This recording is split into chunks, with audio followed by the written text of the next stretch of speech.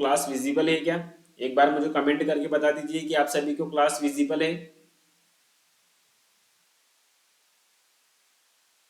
दशरथ, रोहित, संदीप, मुकेश, दीपांशु, सभी को good evening. आज का प्रथम क्वेश्चन देखिएगा। आज 360 डिग्री पे अपन ओबीजी, पीडीए और सीएचएन को घुमा कर रख देंगे। सीएचओ के एग्जाम में इससे इस क्लास से संबंधित एक न एक एमसीक्यू आपको जरूर देखने को मिलेगा। ठीक है, क्लास को पूरा देखिएगा और एक बार चैनल को सब्सक्राइब जरूर कर दीजिएगा। क्वेश्चन देखिएगा आज का। Eight which stage of development human called us fittest. Development की कौन सी स्टेज पर अपन ह्यूमन को जो है कि फिटस बोलेंगे? डेवलपमेंट की कौन सी स्टेज पर? ऑप्शन नंबर ए है first weeks after fertilisation, option number A है फर्स्ट 2 वीक्स आफ्टर फर्टिलाइजेशन, या from 9th weeks of gestational onward, या between 2 and 8 weeks after fertilisation, या after implantation into uterine wall. Right answer put up करिएगा इसका।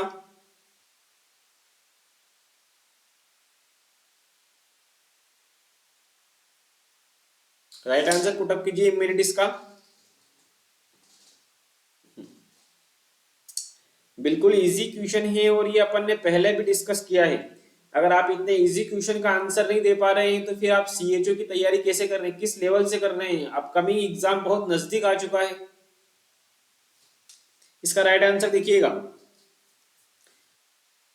किया है मैंने आप लोगों के लिए यहाँ पे।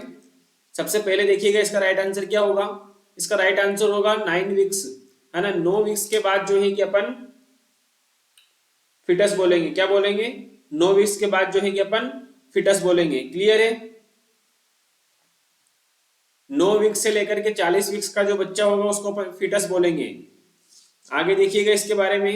अपन यहाँ पर दो चीजें आएगी। एक चीज आएगी यहाँ पर extra uterine life, intra uterine life और एक्स्ट्रा यूटेराइन लाइफ। यानी कि एक तो आएगा कि बच्चा जो है कि इंट्रा यूटेराइन के अंदर है, दूसरा आफ्टर बर्थ की कंडीशन आएगी। तो सबसे पहले देखिएगा इंट्रा यूटेराइन लाइफ। इसके अंदर देखिएगा अगर अपन बात करें जाइगोट की अगर अपन बात करें तो 0 से लेकर के 2 वीक्स का जो 0 से लेकर के 2 वीक्स तक की जो स्थिति होती है उसको अपन क्या बोलते हैं? जाइगोट बोलते हैं, है ना। और 2 से लेकर के 8 वीक्स तक क्या बोलते हैं अपन? एम्ब्रियो बोलते हैं। क्लियर है? ये सभी point as it is mention कर लीजिएगा अपनी नोटबुक में। ये बार बार आपको डाउट कराएंगे और इन्हीं से एमसीक्यू बनते हैं, स्पेशली सीएचओ के अंदर। ठीक है, आगे देखिएगा। अगर अपन फीटस की बात करें जो कि अपने एमसीक्यू में दिया गया है, अगर अपन फीटस की बात करें तो फीटस किसको बोलेंगे? 9 वीक्स से लेकर के 40 वीक्स तक की कंडीशन को अपन क्या बोलेंगे? फीटस का नाम देंगे, है ना। अब अपन बात करते हैं 9 वीक्स से 40 सप्ताह हो गए, 14 वीक्स पर डिलीवर्ड हो जाता है चाइल्ड। उसके बाद जो है कि एक्स्ट्रा यूटेराइन लाइफ स्टार्ट होती है। तो एक्स्ट्रा यूटेराइन लाइफ के अंदर देखिएगा यहाँ पर 2 स्थिति आती है आफ्टर बर्थ। जन्म के बाद यहाँ पर 2 स्थिति आती है और बीएचयू के अंदर यहाँ से एमसीक्यू पूछा गया था कि बर्थ के, जैसे कि मान लीजिए बच्चा जो है कि डिलीवर्ड हो चुका है, अब बर्थ से लेकर के फर्स्ट 1 मंथ की बात करते हैं अपन तो उसको क्या बोलेंगे? नियोनेट बोलेंगे, है ना। नियोनेट बोलेंगे। जो जीवन का प्रथम महीना होता है उस प्रथम महीने में बच्चे को क्या बोलेंगे अपन? नियोनेट बोलेंगे। यहाँ पर 2 परिस्थिति बनती है, एक बनती है अर्ली नियोनेट और दूसरी बनती है लेट नियोनेट। नोट्स में देखिएगा। अर्ली नियोनेट की बात करें तो बहुत सी बार जो है कि एमसीक्यू पूछा जाता है कि अर्ली न्यूबॉर्न किसे बोलते हैं, यानी अर्ली नियोनेट को ही न्यूबॉर्न बोला जाता है। और बर्थ से लेकर के 7 दिन, है ना, याद रखिएगा क्या कि बर्थ से लेकर के 7 दिन तक का जो बच्चा होता है या जीवन का जो प्रथम सप्ताह होता है उस प्रथम सप्ताह में बच्चे को अपन नाम देते हैं अर्ली नियोनेट। क्लियर है? और इसे न्यूबॉर्न के नाम से भी जानते हैं, है ना। देखो 2 स्थिति बन रही है, एक बन रही है नियोनेट, एक बन रही है न्यूबॉर्न। अब नियोनेट किसे बोलेंगे? जीवन का जो प्रथम महीना होता है उसमें अपन क्या बोलेंगे?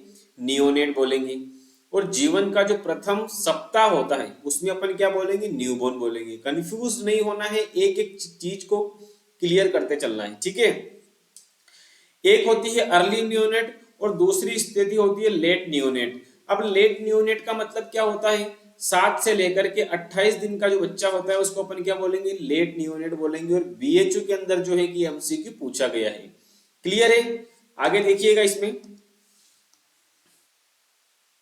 अगर अपन बात करें इन्फेंट की अगर अपन बात करें तो इन्फेंट किसे बोलेंगे अपन, 1 महीने से लेकर के जो 1 साल तक का बच्चा होगा उसे अपन क्या बोलेंगे, इन्फेंट बोलेंगे। एग्जामिनर आपको क्वेश्चन घुमाएगा यहाँ पे कि 9 महीने के बच्चे को क्या बोलेंगे, 8 महीने के बच्चे को क्या बोलेंगे, तो 1 महीने से लेकर के 1 साल तक के बच्चे को अपन क्या बोलेंगे, इन्फेंट बोलेंगे, है ना। यहाँ पर देखिएगा इन्फेंट की क्राइटेरिया रखा गया है 1 महीने से लेकर के 1 साल तक के बच्चे को, है ना। अगर क्वेश्चन पूछे एग्जामिनर आपसे कि टोडलर किसे बोलते हैं, तो 3 साल से लेकर के 6 साल तक क्या बोलेंगे अपन, टोडलर बोलेंगे।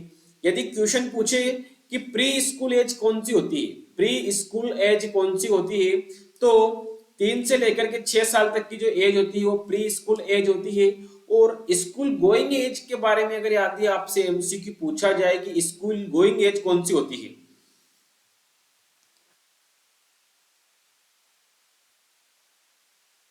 एग्जामिनर इस एमसीक्यू पूछे कि सर स्कूल गोइंग एज कौन सी होती है, तो आपको राइट आंसर देना है कि 6 साल से लेकर के 12 साल तक की जो उम्र होती है वो कौन सी होती है, स्कूल गोइंग एज होती है। अगर एग्जामिनर आपसे एमसीक्यू पूछे कि एडोलोसेंट की उम्र कौन सी होती है, एडोलोसेंट अपन किसे बोलेंगे, तो मैं आपको यहाँ पर बताना चाहूंगा कि 12 साल से लेकर के 18 साल तक अपन एडोलोसेंट बोलेंगे, और आफ्टर 18 ईयर 18 साल के बाद जो है कि अपन एडल्ट बोलेंगे। क्लियर है? यहां पर भी आप कंफ्यूज तो होंगे कि एडल्ट और एडोलोसेंस दो प्रकार की स्थिति बनती है। ठीक है,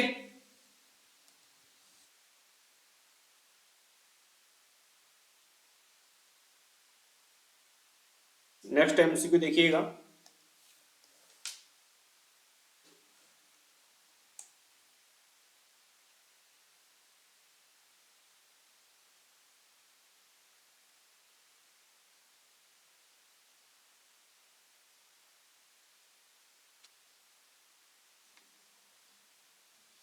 नेक्स्ट एमसीक्यू देखिएगा कि Apgar score is typically assessed eight which time interval after birth. जन्म के बाद जो है कि अपगार स्कोर कब कब असेस किया जाता है ना। इसका राइट आंसर पुट अप कीजिएगा फटाफट से। ये टॉपिक में स्पेशली डिटेल्ड स्टडी के साथ में आपको पढ़ा चुका हूं, तो इसमें कंफ्यूज होने की बात नहीं है। प्लेलिस्ट में जाइएगा और वहां पर पीडियाट्रिक की प्लेलिस्ट में जाकर देखिएगा, पीडियाट्रिक को A to Z डिस्क्राइब किया गया है, बहुत ही आसान शब्दों में डिस्क्राइब किया गया है। अपगार स्कोर को यहाँ पर मैं थोड़ा सा ही डिस्कस करूंगा, ज्यादा डिस्कस नहीं करूंगा क्योंकि मैंने इसका डिटेल्ड क्लास ले रखी है यूट्यूब पे। क्वेश्चन नंबर ए देखिएगा कि जन्म के बाद 1 और 5 मिनट के अंदर अपन इसको दोबारा चेक कर 1 और 5 मिनट के अंदर चेक करेंगे, या 10 एंड 20 मिनट्स के अंदर चेक करेंगे, या immediate after the birth only, या एट 1 आवर एंड 3 आवर्स पर चेक करेंगे। राइट आंसर पुट अप करिएगा इसका। इसका राइट आंसर क्या होगा सुशांत, आपने बिल्कुल ही गलत जवाब दिया है और मुझे आपके इस जवाब की अपेक्षा नहीं थी। देखिएगा अपगार स्कोर जो होता है वो जन्म के 1 एंड 5 मिनट्स पर चेक किया जाता है। कब कब चेक किया जाता है, 1 और 5 मिनट के अंतराल पे अपन इसको चेक करेंगे। Apgar score performed 1 minute after the birth, है ना। Apgar score performed 1 minute after the birth. यदि अपगार स्कोर 5 मिनट के बाद क्या आता है, एब्नॉर्मल आता है। यदि अपगार स्कोर जो है कि 5 मिनट के बाद Apgar score, sorry by mistake यहाँ पर थोड़ा स्पेलिंग मिस्टेक हो गया है और एक लाइन में थोड़ी गड़बड़ है। देखो यहाँ पर मैं ये बताना चाहता हूं कि यदि जन्म के बाद, है ना, यदि अपन ने अपगार स्कोर चेक किया और यदि अपगार स्कोर सही आता है, अपगार स्कोर की जो रीडिंग है वो सही आती है, तो अपन क्या काम करेंगे,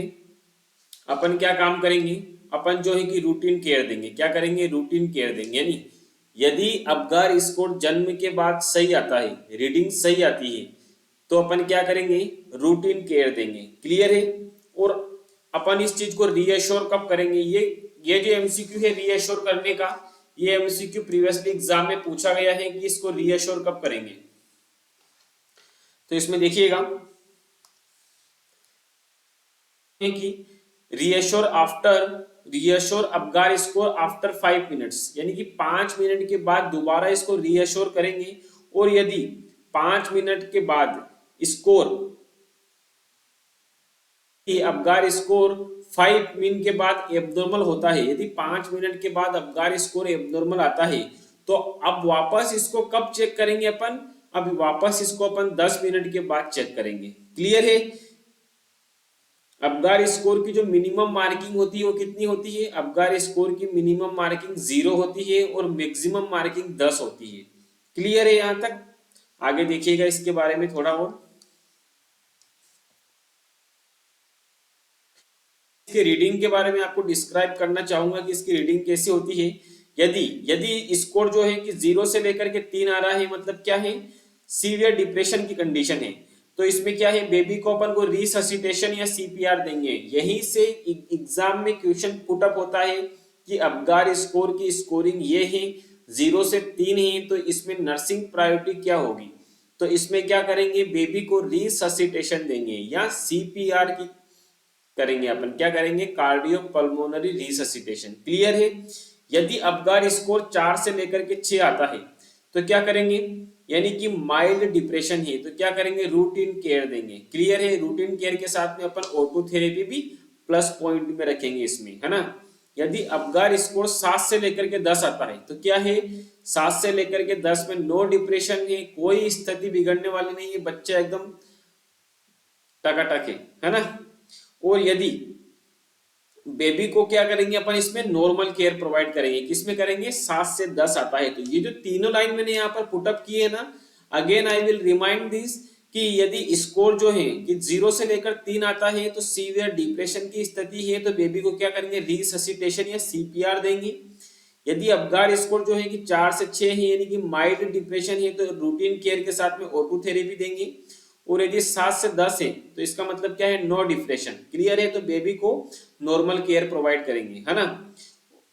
और score considered sign of newborn in good and well and good condition. Question पूछा गया है कि बच्चे अबगार स्कोर की स्थिति या अबगार स्कोर की रीडिंग देखते हुए बच्चे को अपन वेल एंड गुड कब मानेंगे। तो इसमें देखिएगा, यदि अबगार स्कोर 7 से 10 आता है तो इसको क्या कंसीडर करेंगे अपन कि newborn is going good condition, है ना। न्यूबॉर्न जो है कि एक अच्छी स्थिति में है। और ये स्टाफ नर्स में एमपी के अंदर जो स्टाफ नर्स का पेपर हुआ था उसके अंदर ये एमसीक्यू पूछा गया है। क्लियर है। नेक्स्ट एमसीक्यू देखिएगा कंगारू मदर केयर के बारे में।